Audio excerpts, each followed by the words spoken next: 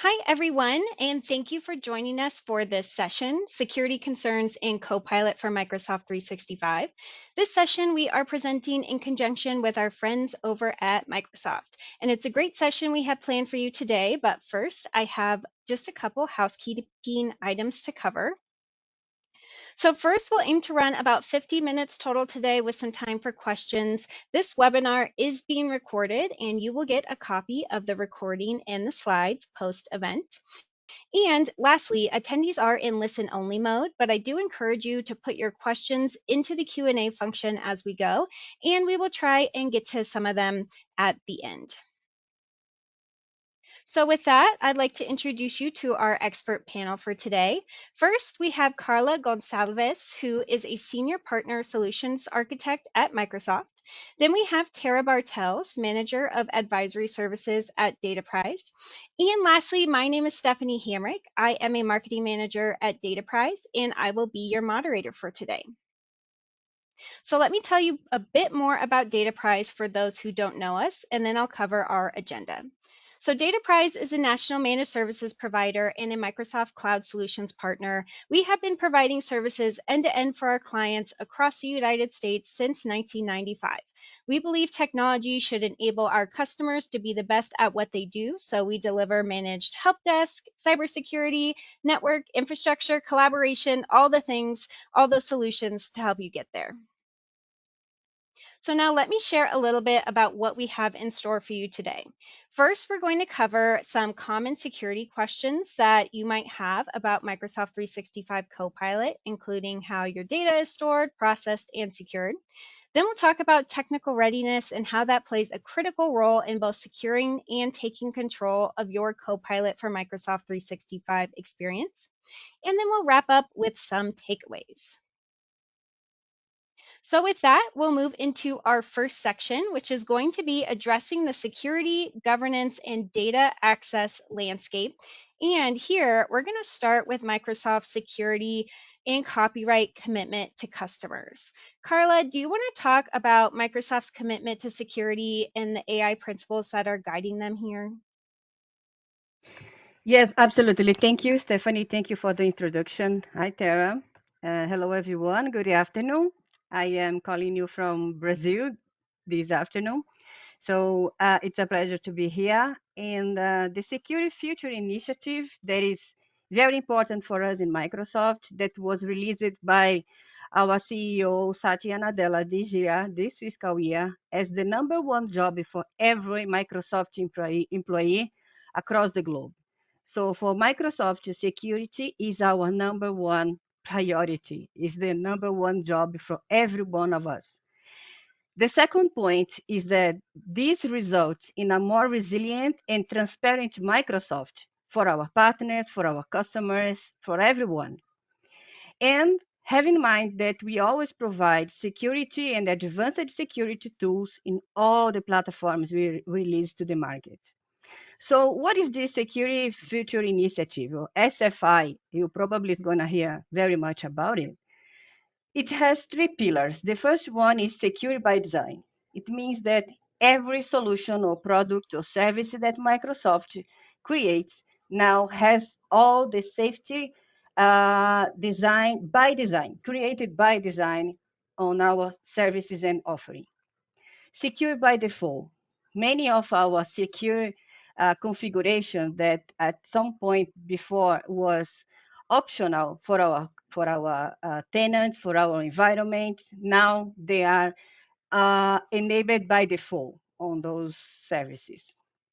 And security operations, that security controls and monitoring everything we do will be continually improved and address current and future threats. We know that it's a long, long journey, and we are all taking this journey every day. Can you go, please? When we talk about Copilot for Microsoft 365, or now we have changed the name again, and it's Microsoft 365 Copilot. It just was announced last week at Ignite, yesterday at Ignite. It's a built on Microsoft comprehensive approach. We have security, compliance, privacy, and responsible AI behind everything. All the copilots you're gonna see in Microsoft, we have those four items as essential for them. Not only Copilot for Microsoft 365, but Copilot in Dynamics, Copilot in GitHub or everywhere.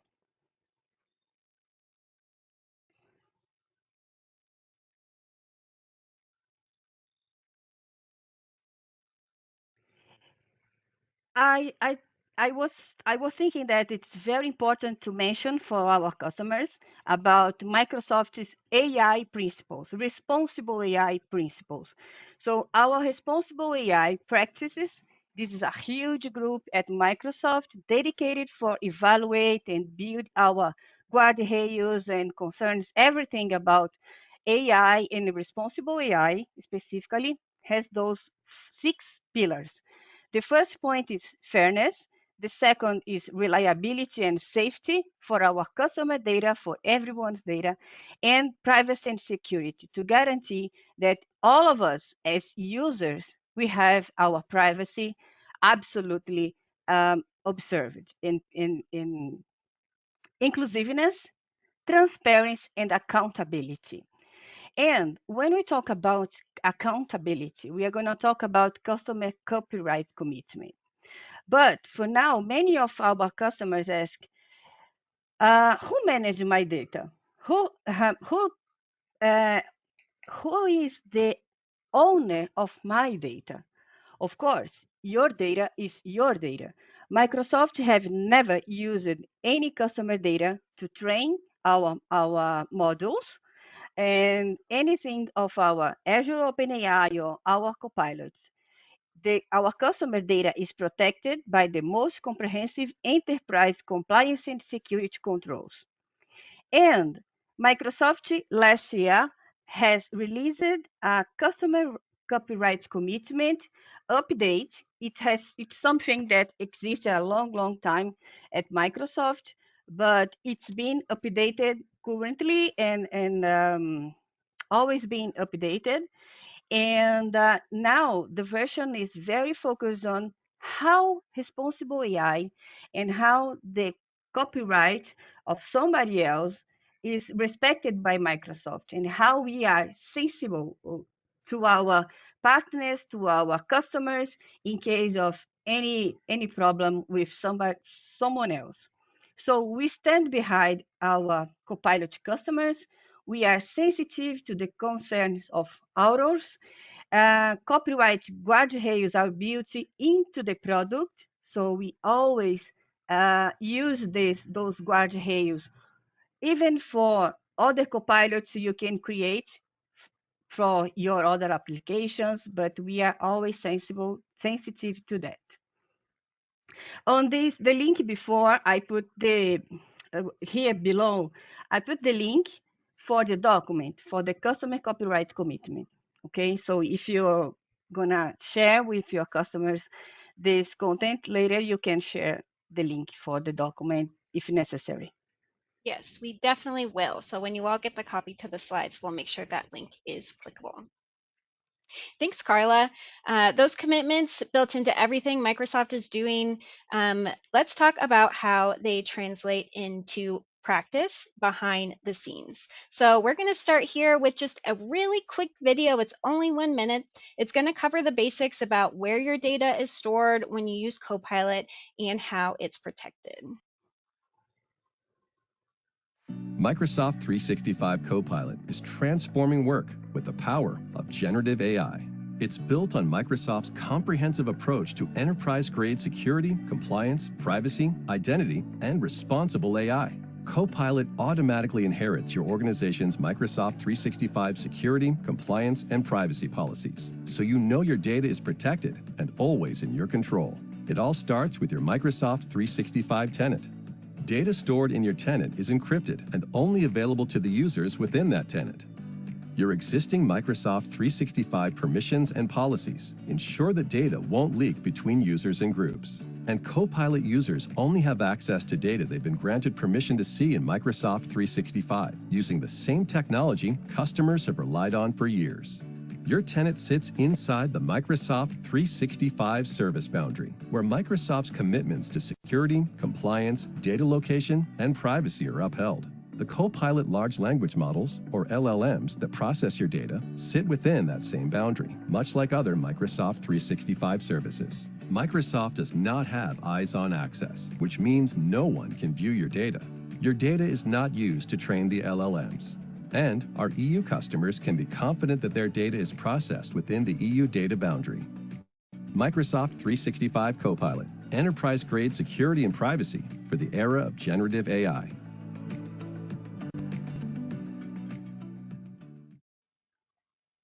All right, thanks for hanging with us through that one. So right away, we've debunked some Copilot myths here. The first one being that Microsoft 365 Copilot cannot bypass or override existing security settings in Microsoft 365. So you heard in the video that it inherits those policies from your Microsoft 365 environment, which means Copilot users only have access to data that they've been granted permission to see in Microsoft 365.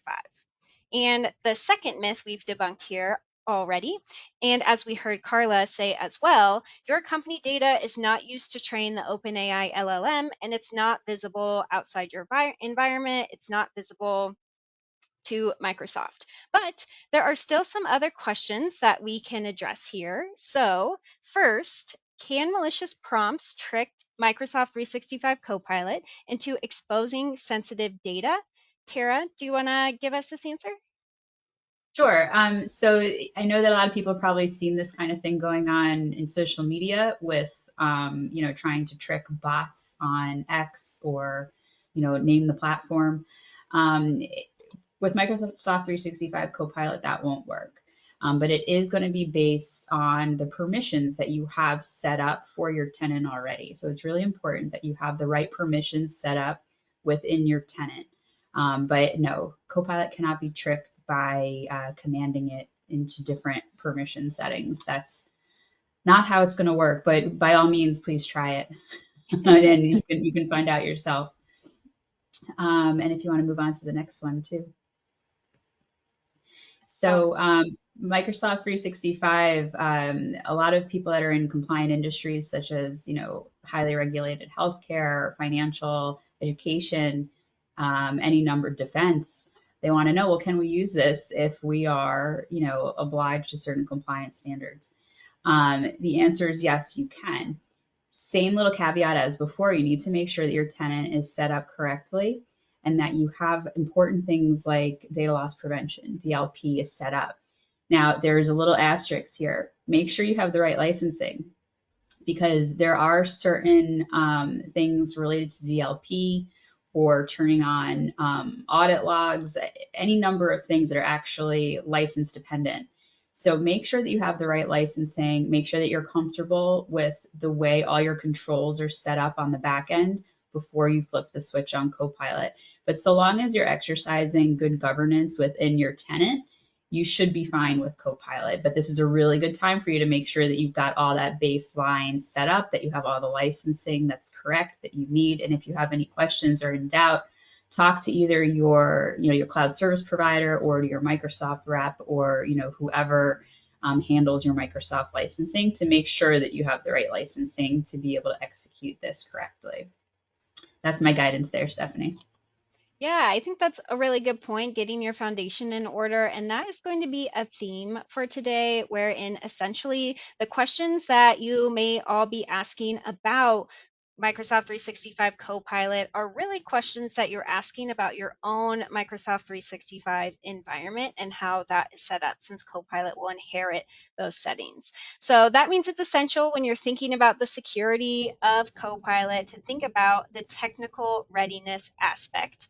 And so we're going to chat a little bit about that. And we're going to start with a discussion on data discovery, inventory, and classification. And then after, we'll talk a little bit more specifically about what this looks like in Microsoft 365. So Tara, I'd like to hand it over to you to talk about the importance of running through this process. Absolutely. So even before Copilot, this is always something that I really encourage my clients to do is know your assets, right? Know your data. Where is it? Who has access to it? As we introduce AI into our environments, whether it's Microsoft Copilot or otherwise, it's even more important that you have your arms around your data and that you understand where it lives, who's authorized to access it, and the all important tagging and making sure that it's somewhat um, able to be categorized. So my suggestion for sure is to kind of step back from any platform for a moment, and while you're at lunch with your colleague, just on a piece of paper, write down the different types of data you think you have. So what I mean is like, okay, maybe customer financial information, right? Maybe healthcare records or HR records, maybe, copies of people's authorization to work, whatever it is, but start to have an idea of that is, and then have a really honest discussion about where does that live, right? Because there's always going to be the sanctioned areas that it lives where it's supposed to live. And then there's very many times this shadow infrastructure of where it actually lives. So sometimes it should be in SharePoint, but it might also accidentally exist in email if people are emailing it to you, or whatever the case is. So you want to make sure that you have a good inventory of your data. There are some neat Microsoft tools that can actually give you a picture of where some of this stuff is. So, for example, Microsoft Purview has really great reporting where if you were to have the correct licensing for it and you turned it on, you could really start to get some visibility into what type of data is traversing your environment, stuff you might not have been aware of. Like, oh, shoot, I didn't realize that in Teams, people were messaging each other social security numbers. That's a huge problem. So it starts to give you some visibility into where your data is, who might be mishandling it.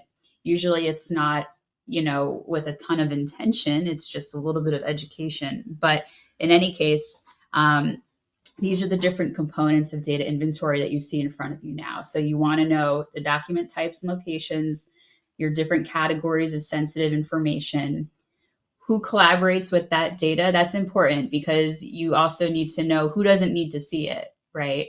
Maybe right now your controls are a little bit lax and maybe everyone has access to, let's hope not, but maybe everyone has access to the HR folder. Well, that doesn't have to be the case.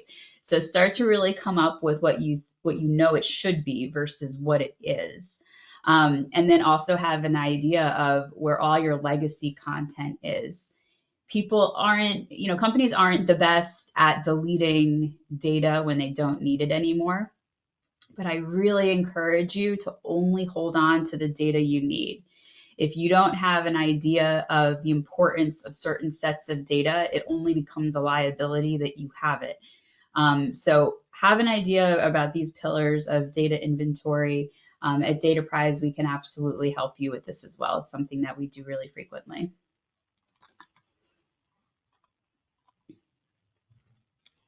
Right. And so then once you've identified that data and you know what it is and where it is, what is your next step here? So the next step is going to be to classify your data. You can think of it as, maybe company internal, public access, secret, whatever the categories are that are important to your business.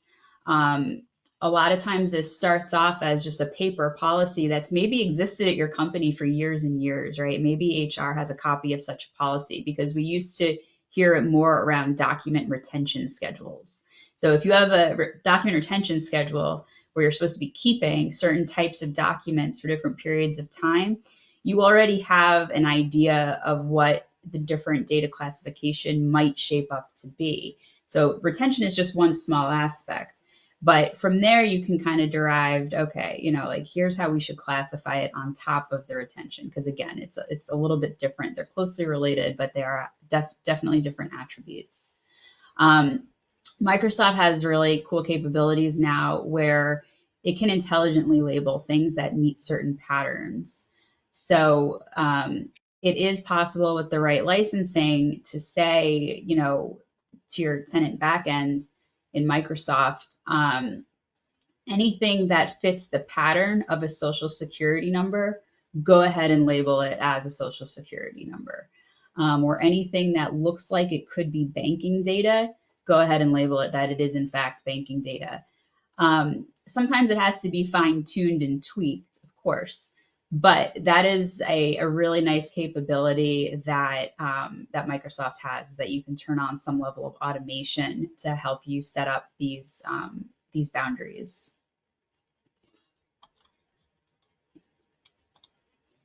Awesome. And so to wrap up this section, what does that mean for what Copilot has access to and what it is showing to users in your environment?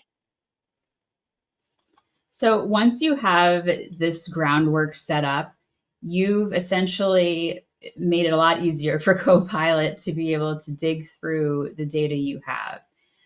If you're setting up rules that say, under no circumstance do you want anyone in your company to be able to interact with Copilot about social security numbers or whatever the case is, so long as things are tagged correctly, you can set up, those types of prohibitions. But it takes you knowing where your data is and also classifying it correctly and labeling it correctly. So that's going to be an important first step for you.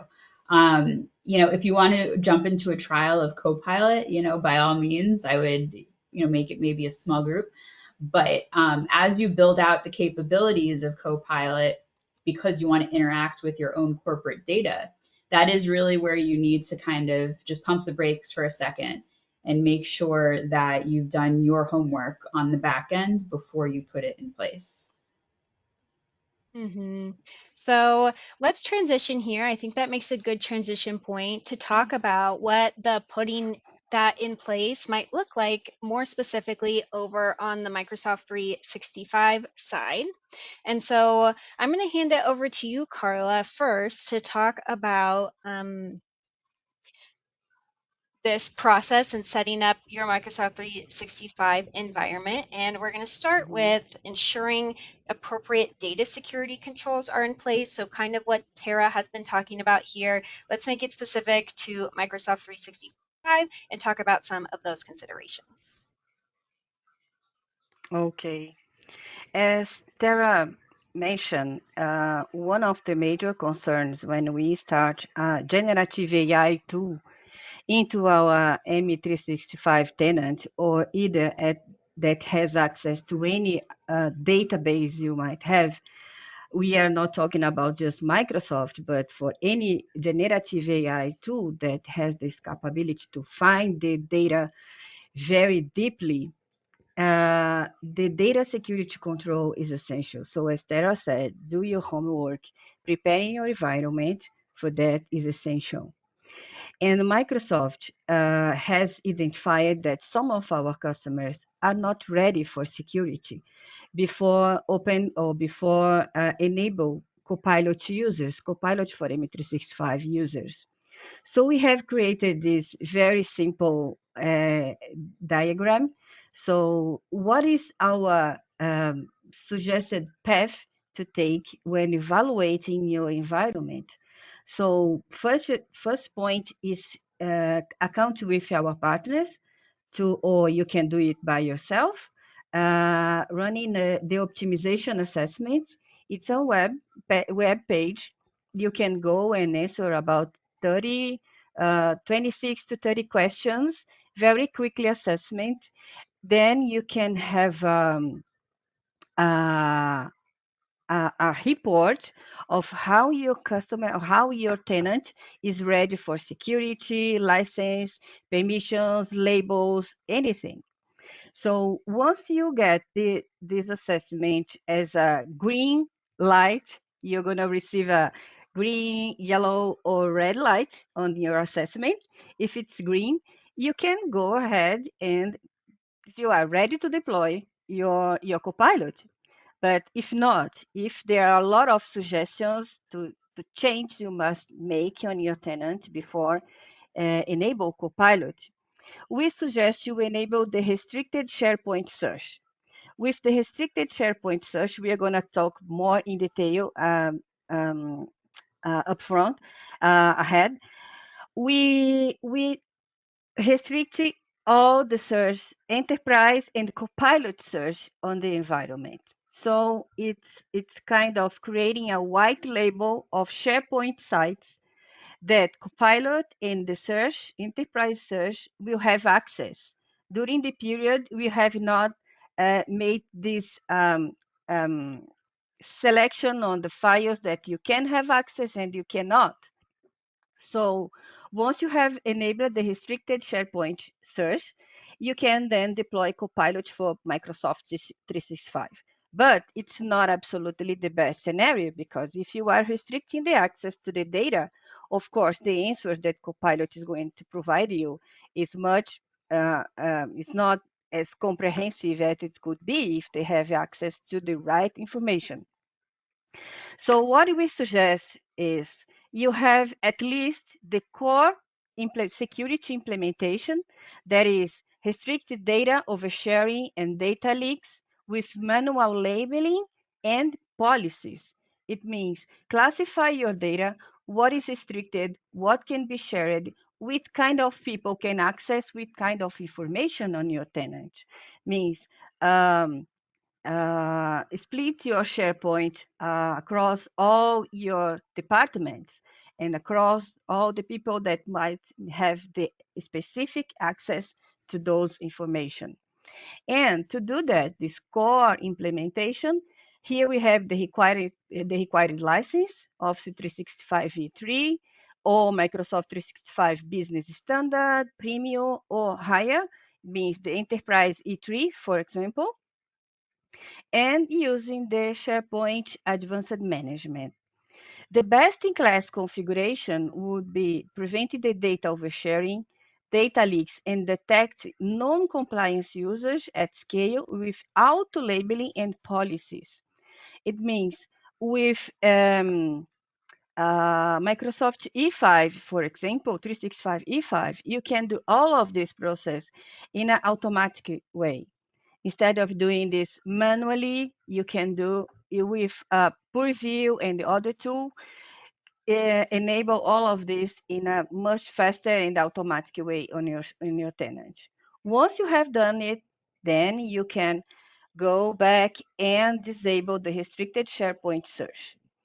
The restricted SharePoint search is disabled by default at any tenant. So you need go and enable if you really need that.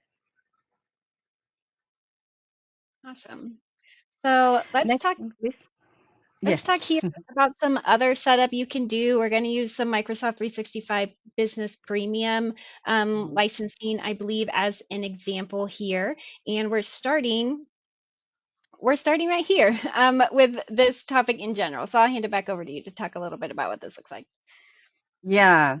The secure and governed Copilot with Microsoft 365 for small business or for enterprise, but here talking about using the business premium license.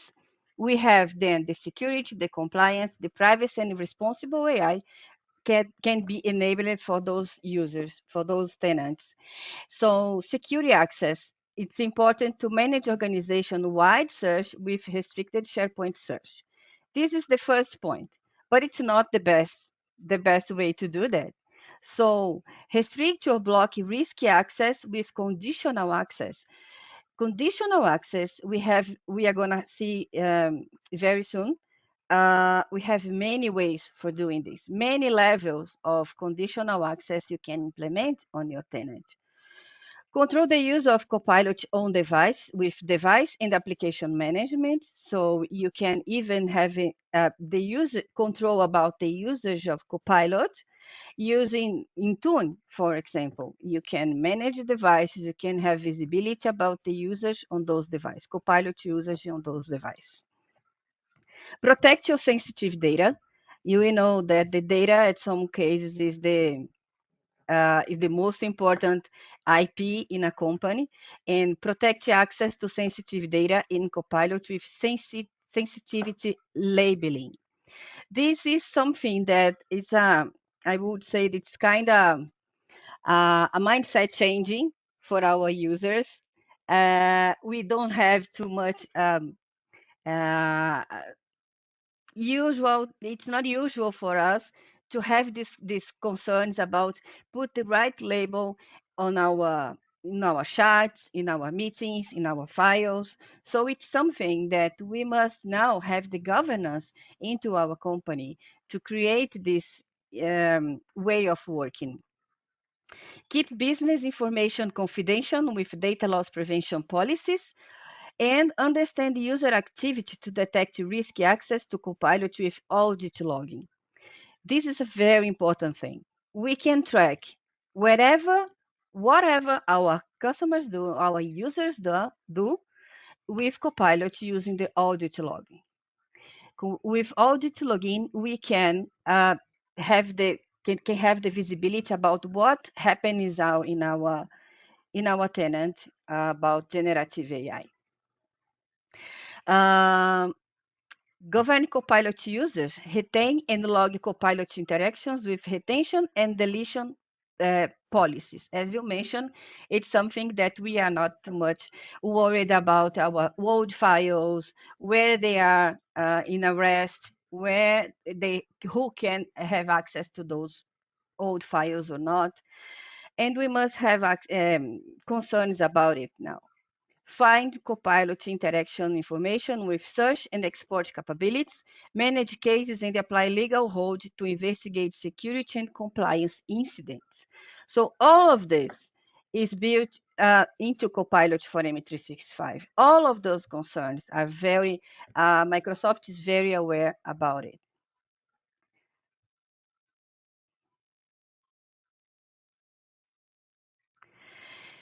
When we talk about foundational security controls, we are talking about using Microsoft 365 Business Basic or Business Standard, where we can have the multi-factor authentication, we can have search and export Copilot prompt and interactions, we can have the audit logs for Copilot interactions.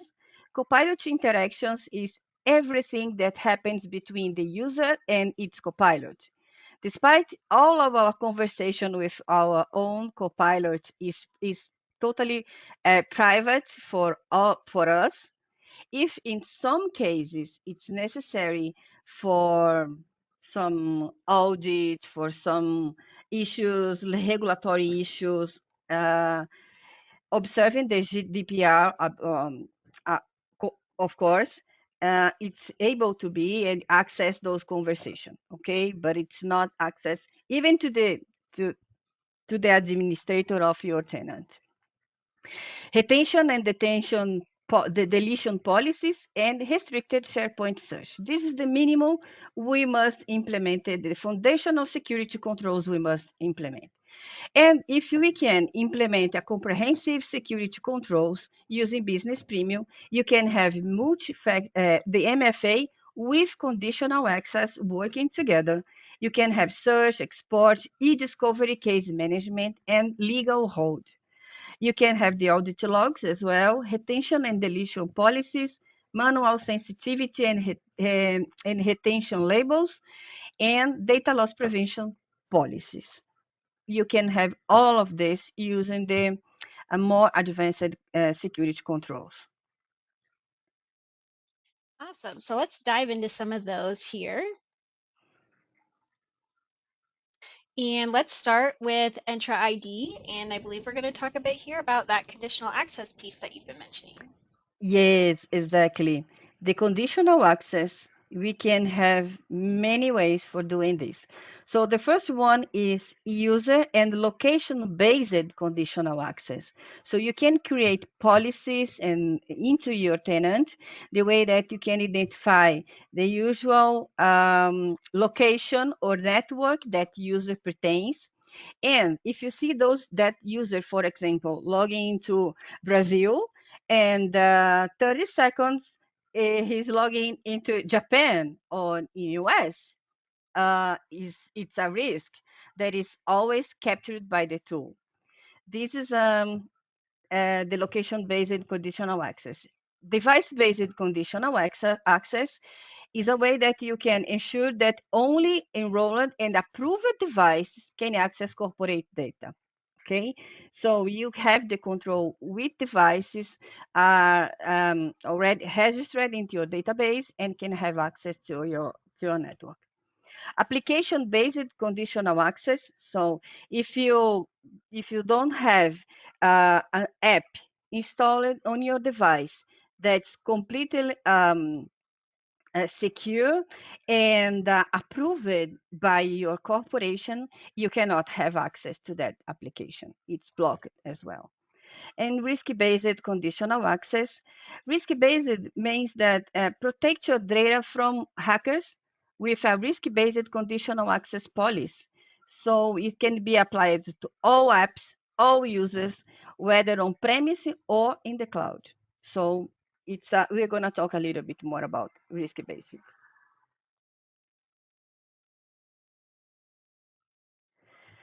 Common policies for conditional access. Recommended baseline for conditional access is block legacy authentication. So if you have the Enter ID Plan 1, you can have those solutions here in place for you. So the baseline for conditional access policy are block legacy authentication, have the governance to, if you have a user that is not necessary to have access to your network anymore, block, remove that user.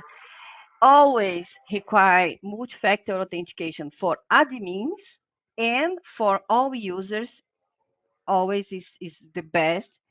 And requiring multi-factor authentication for Azure management as well. And a detail here, Stephanie, is that Microsoft has defined it now.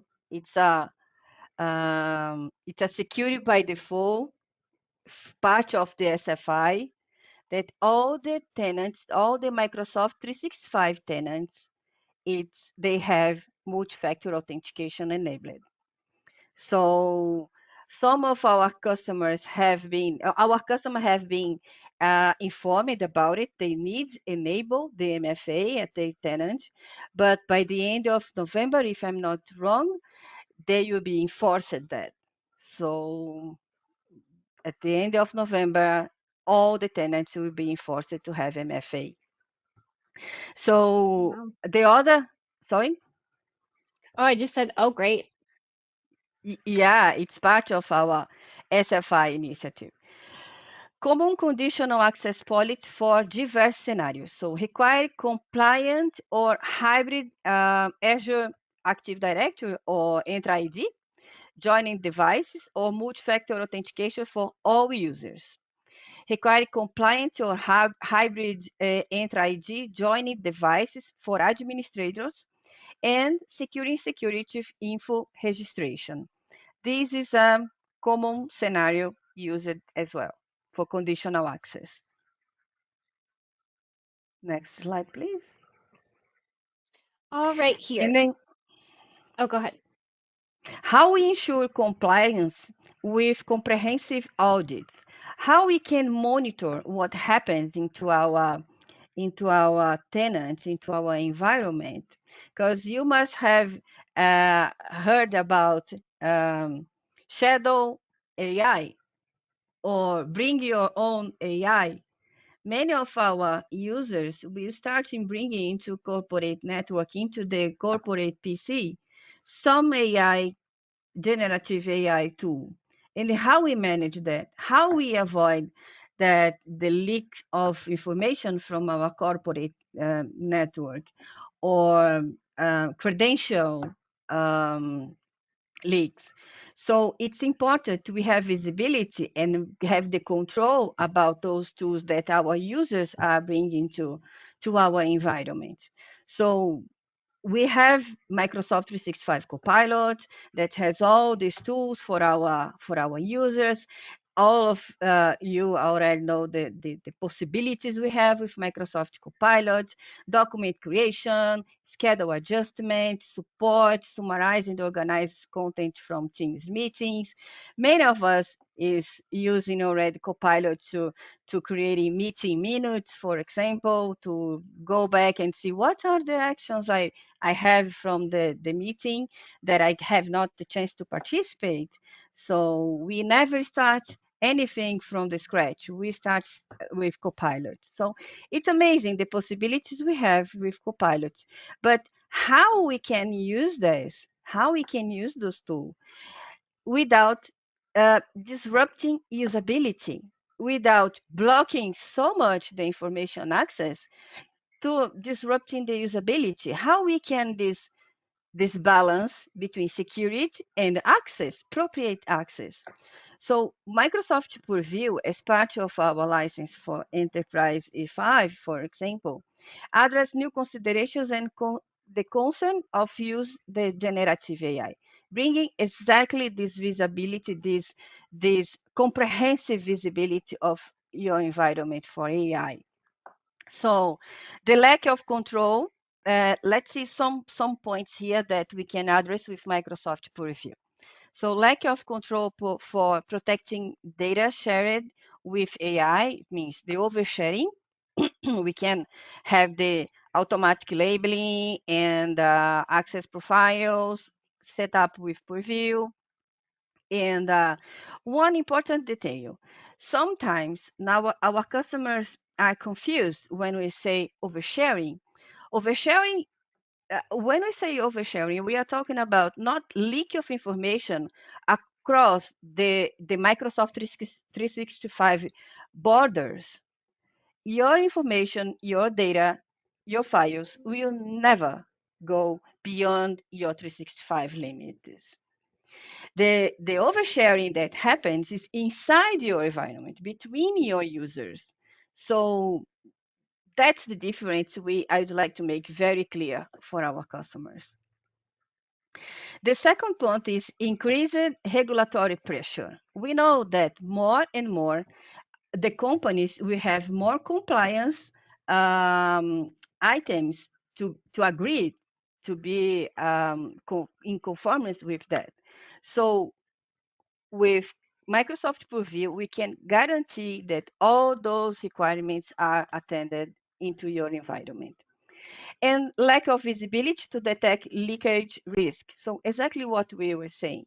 Information leakage. Um, Possibility of using unintentionally submitting confidential data to AI applications. So with Microsoft Purview, you can have the total visibility of how your data is flowing around your environment, how your users are sharing your data, which tools they are using, and so on.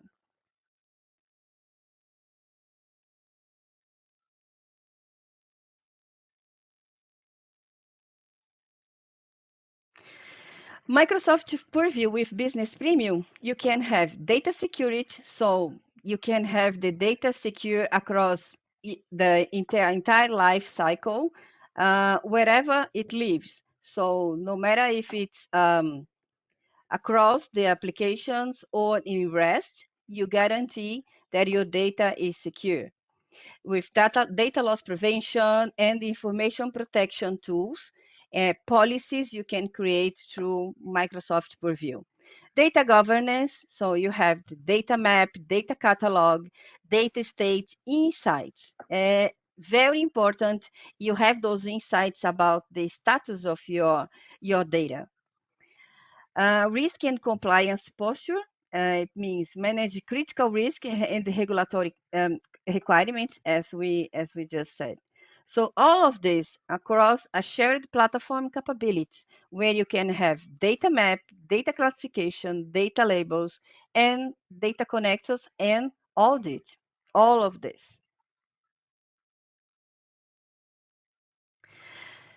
Um, can go back a little bit in the previous slide. Yeah. This shared platform capability means that once you have, for example, the Copilot extensibility, and you are connecting to other platform, other database to increase the capability of Copilot, all of those tools can act the same way at that have the same governance over that data as well. Okay. Hmm. Yeah, integrated user experience. So when you create the policies, you can have many levels of policies you can apply. The most just informative for your user, since real restrict the access to anything for that user. So here an example of integrated user experience when this user tried to share a document that has sensitive information. So he could see a policy chip. So he was not blocked, but he was informed, look, you are doing something that might be risk for you, for your company, for others. So take care what you're doing. This is the lowest level of what we can do. And it's available for desktop, web, and mobile apps as well. So, um, types of events where it's necessary to have forensic investigations through Copilot interactions. So, every communication you have interaction with between your user and your Copilot. Maybe if someone creates a prompt that might be harmful to someone or for himself, that might be some kind of harassment. Anyway, Teams provide insight into Teams activities, including users, channels, connectors, or apps that have been added or removed. So you have the track about what happens in the past or if some change has happened meanwhile. User search as well provide insights in the search in the Exchange Online or SharePoint Online for breach assessment. So if you see that you can have some alert if you are seeing someone trying many times trying to access some restricted document. Okay.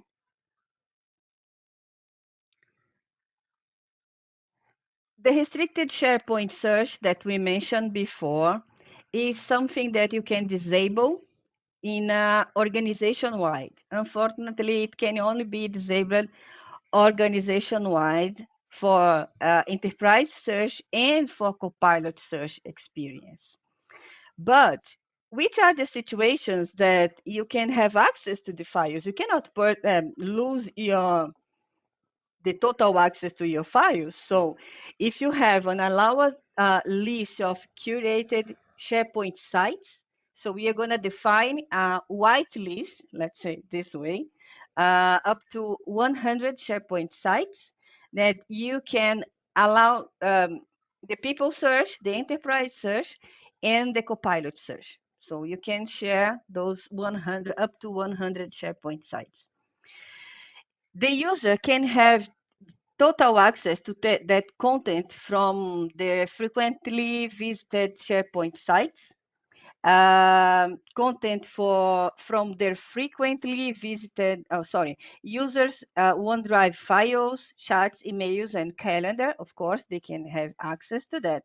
If you have files that were shared directly with you, you have the link for that file. You can keep the access to that. Okay. Next one, please. Safeguarding data with data loss prevention.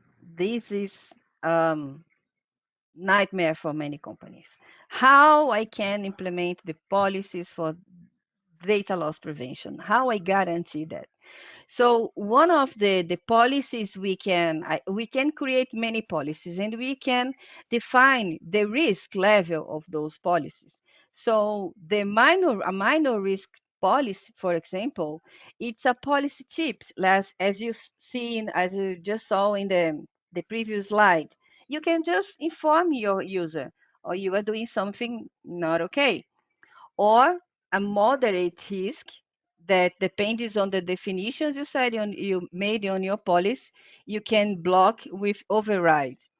Or if it's something that presents a very elevated risk for for your data, then you totally block the access to that information.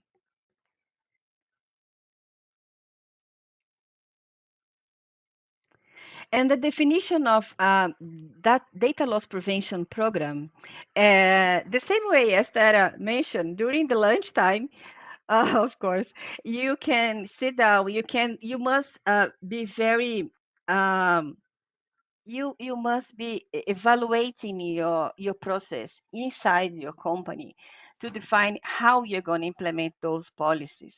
So the first step is having the stakeholders aware you are doing that, creating the classification of your files, split those files into the right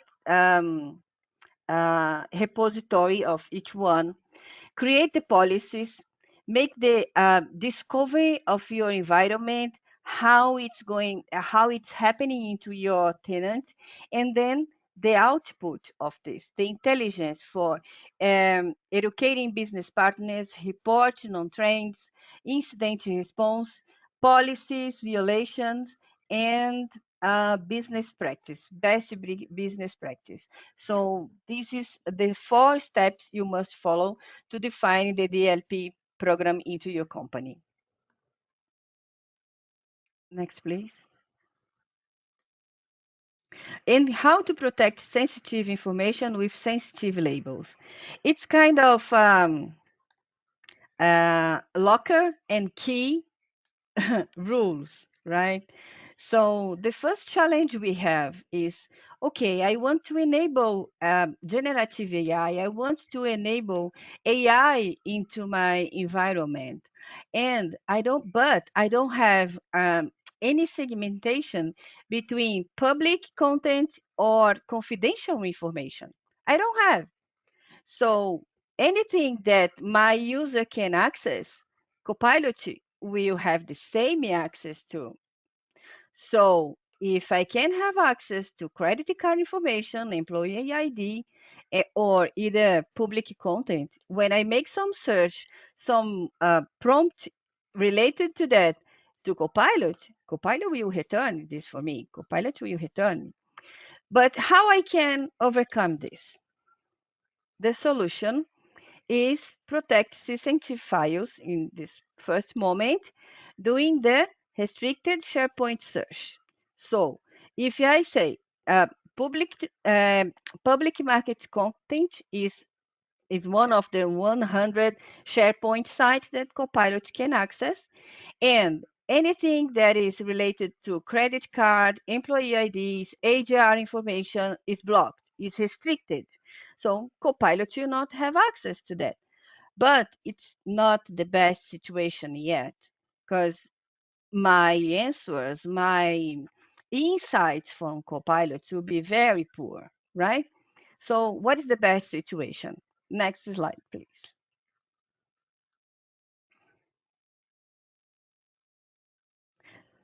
So if we have accidental exposure of sensitive data, so here is the same case. We have all of my data into the same basket, let's say this way. And now the best way to do that is segment with labeling and access profiles from my users. So if I label my content now as confidential or as general, um, depends on the access my user can have. Now, my user has access to those confidential information. Yes, so then Copilot will have some insights from those information as well. If not, they will not have access. They don't give me any information about that. And one detail, if you are doing, for example, if you are creating a document, a Word document, and you are creating from a confidential file, and you are mixing confidential and general files, the new Word document will inherit the highest level of privacy the files from the files you are using. Okay. Next one, please. Awesome. And then these are the best way for implementing the security on your tenant. Yeah, so it sounds like a balance here. The security elements not only keep your information secure, but they also allow users to access the most relevant data for the queries that they're looking for. So, not only on the security side, but also when thinking about the success of the user experience and the productivity gains that you're going to give to users, it's important to think through these steps. So, that's so much good information, Carla. Thank you so much for walking through that so we can think about supporting, again, a secure Copilot practice and also a productive one. And so I'm going to wrap up with some key takeaways here. So, first, the theme of the day is that Microsoft 365 Copilot inherits the security profile of your existing environment, which means that you're in control of your data and its protection. And if you need help ensuring your environment is properly secure, you can work with an experienced Microsoft partner to help get you there. As Carla mentioned, some of these things are a nightmare for businesses, and if you need help getting them where they need to be for you, you can work with a friend, a partner to help you get there. So today we've been talking about the readiness phase of this Microsoft three-part framework for Copilot adoption, which should be your first step in deciding if Copilot for Microsoft 365 is a good fit for your business. And if you need help, if you're running into nightmares, know that DataPrize is a certified Microsoft modern work and Microsoft security partner, and we'd be happy to help you ensure that your environment is AI ready. So, with that, we've come to the end of our session right on time here today. Thank you both to Carla and Tara for sharing your expertise with us today. And thank you to everybody in the audience today who popped in here. We're right on time here, so we won't get to any questions, but if you dropped any questions in the Q&A function, we will email you with the answers for that. We will follow up directly with you. So I'll just close out here with one last thanks to you, our audience, for joining us. One last thanks to our experts, Carla and Tara. We hope everybody learned something new from today's event, and we hope to see you on the next one. Thanks, everyone. Thanks, everyone.